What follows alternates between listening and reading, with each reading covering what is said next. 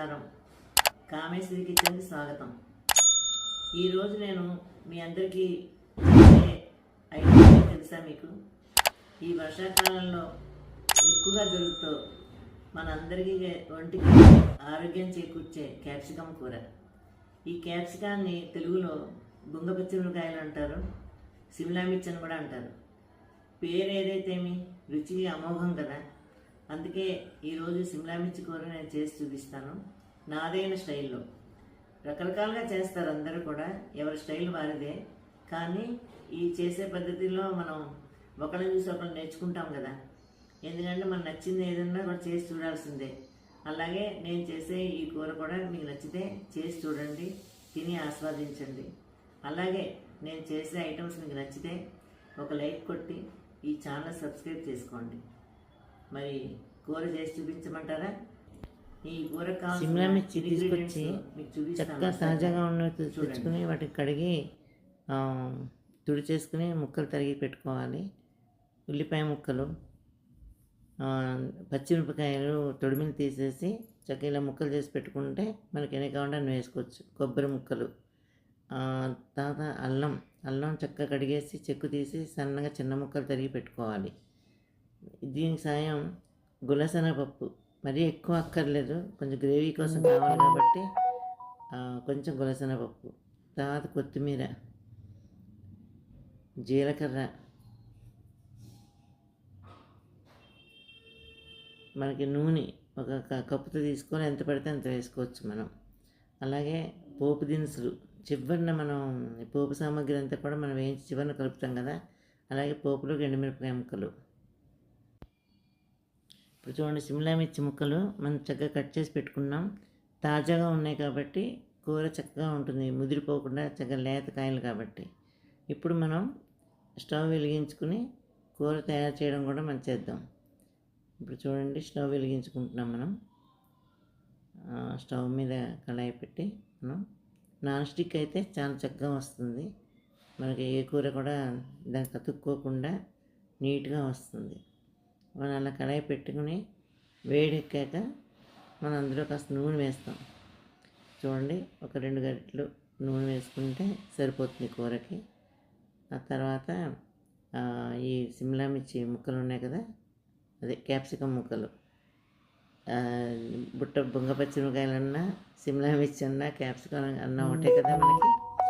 ఆ ముక్కలన్నీ అందులో వేసుకుని వేసి మూత పెడతాం. ఇప్పుడు మనం చూడండి, నూనె కాగింది, ఇప్పుడు వేస్తున్నాం. వీటి మీద కాస్త ఉప్పును పసుపు వేసేసరికి ఏ కూరైనా సరే అవి వేస్తే కానీ మెత్తగా మగ్గవు. ఆ ఉప్పు తగిలేసరికి ఉప్పులో ఉన్న నీరు ఆ కూరగాయల్లో ఉన్న నీరు కలిపి చక్కగా నూనెలో మనం వేరే నీరు పోయక్కర్లేదు. అసలు చక్కగా ఇలా దగ్గరగా వచ్చి మగ్గిపోతుంది, పచ్చితనం లేకుండా.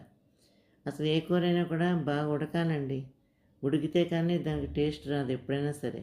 ఆ పచ్చి పచ్చిగా ఉందంటే మనం ఎన్ని సామాన్లు అందరూ సరుకులు వేసినా ఎంత జాగ్రత్తగా చేసినా కూడా కూరకి రుచి అన్నది రాదు. బాగా ఉడికినప్పుడే రుచి వస్తుంది. ఒకసారి అలా కలిపేసేసి మూత పెట్టేసేయడమే. మూత పెట్టేసాక మనం కొంచెంసేపు ఆగి, ఈలోగా మనం అన్నీ రెడీ చేసి పెట్టుకున్నాం కదా కూరకు కావాల్సినవి మసాలా కోసం. అదే మసాలా వస్తువులు ఏం లేవు అందులో, కాకపోతే ఆ కొబ్బరి, పచ్చిమిర్చి, కొత్తిమీర, గులసెనగపప్పు, అల్లం ముక్కలు, జీలకర్ర, ఇది పచ్చిమిరపకాయలు, ఇవన్నీ వేసి మనం రుబ్బేసుకుంటాం మిక్సీ. అవన్నీ కూడా మనం చక్కగా ఒక్కొక్కటి మిక్సీలో వేసుకుని కొంచెం నీరు పోసుకుని చక్కగా, అంటే మరీ గట్టిగా కాకుండా మరీ పలచగా కాకుండా సమానంగా ముద్దలా మనం గ్రైండ్ చేసుకోవాలి మిక్సీలో.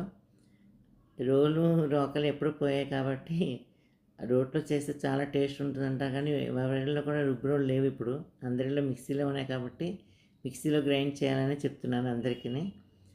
అలా మనం అన్నీ మిక్సీ జార్లో వేసేసుకోవాలి. పచ్చిమిరపకాయలు ఎక్కువ అవుతాయి అనుకుంటే కొంచెం ఉంచేసుకోవచ్చు, అలాగా ఎన్ని కావాలంటే అన్నీ వేసుకోవచ్చు. వేరే ఎండుమిరపకాయలు ఏమి వేయం ఇందులో. ఇష్టమైతే చిన్న కొంచెం ఎర్రకారం కూడా వేసుకోవచ్చు కావాల్సిన వాళ్ళు, కానీ నేనైతే మొత్తం పచ్చిమిరపకాయలతో చేస్తాను. పచ్చిమిరపకాయలు, అల్లం, కొత్తిమీర, జీలకర్ర, ఈ సువాసనతో కూర డిఫరెంట్ టేస్ట్తో ఉంటుంది. చూడండి, మిక్సీ అన్నీ వేసుకున్నాం. ఇప్పుడు కొంచెం నీరు పోసి దాన్ని మనం గ్రైండ్ చేసేద్దాం. ఇక ఈలోగా ముక్కలు కూడా ఒకసారి కలుపుకుందాం మనం. బాగా మగ్గుతున్నాయి. ఇంకొంచెం ఇంకా పచ్చిదనం ఉంది కనిపిస్తుంది కదా మనకి. మెత్తగా అవ్వాలి కాస్త.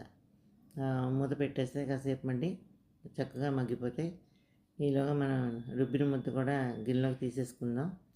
ఇలా తీసేసుకుని మనం ఇది చూసారు కదా, ఇది ఒక కప్పులో పెట్టాను రుబ్బింది.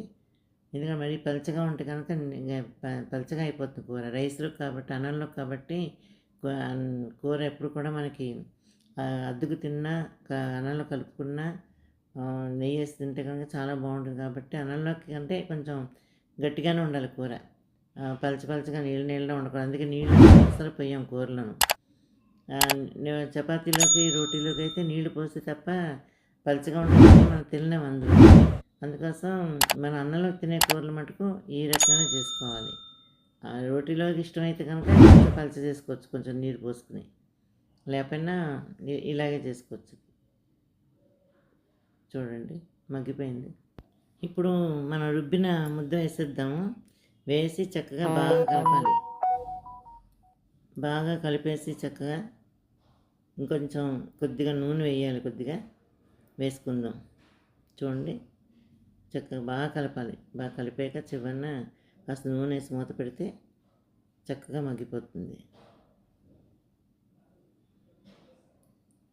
చూసారా, కూర చక్కగా ఎంత కలర్లో ఉందో, మంచి కలర్లో. అది నూనె కూడా వేసాను.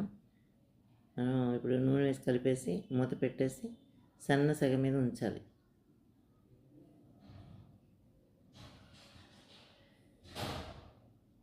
బాగా కలిసింది చూసారా కూరలో. ఇది పచ్చివాసన వస్తుంది. ఉల్లిపాయలు అవన్నీ పచ్చివి కదా, ఆ పచ్చివాసన పోవాలంటే ఆ నూనెతో కాసేపు సన్నసగ మీద మగ్గితేనే కూర బాగుంటుంది. అలాగా ఒక 5-10 నిమిషాల తర్వాత మనం మళ్ళీ మూత తీసి చూస్తే చూడండి, నూనె తేలి కూర కలర్ కూడా మారింది. చక్కగా దగ్గర పడింది కూర కూడా బాగా. ఇంకా మనం అంటుకోకుండా, గిన్నెకి అంటుకోకుండా వచ్చేస్తాం. చూడండి, కళాయికి అంటుకోకుండా మొత్తం కూర తయారైనట్టే. ఇప్పుడు దీనిని చక్కగా ఒక గిన్నెలోకి తీసేసుకుందాం.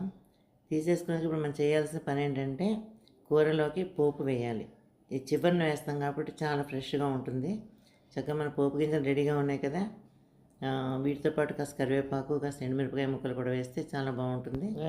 పోపు వేడెక్కగానే కాస్త నూనె వేడెక్కగానే మన నూనె వేసి వేడెక్కాక అందులో పోపు గింజలు, దగ్గర ఉన్న పోపు గింజలన్నీ వేసి పటపట్లాడిలో వేయించి ఎట్టగా వేయించాలి. పోయడమే పని. పోపు వేయితేనే ఆ పోపు సువాసన కూడా కూరకి పడుతుంది చక్కగాను. ఆ పోపులో మనం కాస్త కరివేపాకు, ఎండుమిర్చి కూడా వేస్తే ఇంకా సూపర్గా ఉంటుంది. పోపు గింజలు బాగా ఎర్రగా వేగాలండి. ఏమాత్రం పచ్చిగా ఉన్నా కూడా ఆ పోపు వేసినా వేయకపోయినా కూడా ఒకటే. ఎందుకంటే ఉన్న టేస్ట్ పోతుంది, పోపు మెత్తగా ఉంటాయి. ఆ పోపు చివరిన వేస్తాం కాబట్టి కూర మొత్తం అయిపోయే వరకు కూడా తాజాగా ఉంటుంది పోపు వలన. అందువల్ల బాగా ఎర్రగా వేగనివ్వాలి. ఆవాలు కానీ, జీలకర్ర కానీ ఏదైనా సరే. ఇంకా ఇప్పుడు కరివేపాకు, ఎండుమిరపకాయ ముక్కలు కూడా వేస్తున్నాం. వేసాక కొంచెం చిడపట్లాడితే దూరంగా ఉండి వేస్తే మంచిది. నూనె చిందకుండా ఉంటుంది మీద. ఈ ఫ్రెష్ పోపుని చక్కగా మనం తాజాగా ఉంటుంది కాబట్టి ఇది కూరలో వేసుకున్నామంటే ఆ కూరకి రూపం బాగుంటుంది, రుచి బాగుంటుంది, చక్కగా అందరికీ కూడా నచ్చుతుంది. ఈ కూరని మనం గిన్నెలోకి తీసేసుకుందాం. చూసారు కదా, సిమ్లా మిర్చి కూర నేను చేసిన విధానం నచ్చితే లైక్ చేయండి, సబ్స్క్రైబ్